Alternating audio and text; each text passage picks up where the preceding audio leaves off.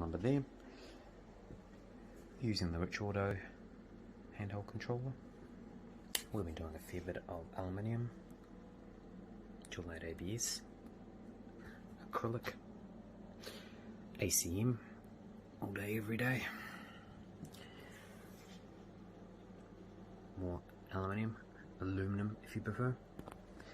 This is a 1200 by 720 work area machine. It's usually a bit smaller. This one's been extended to suit a specific client's needs. I've got a 5 ATC tool changer on this one, 24,000 RPM water cooled spindle, and we are running the water cooling through a water chiller unit. It's a closed loop system.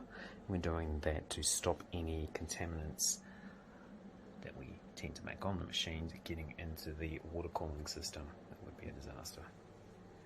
So overall, this has been a very rigid, heavy machine. We're getting really good, accurate results off it. Really pleased.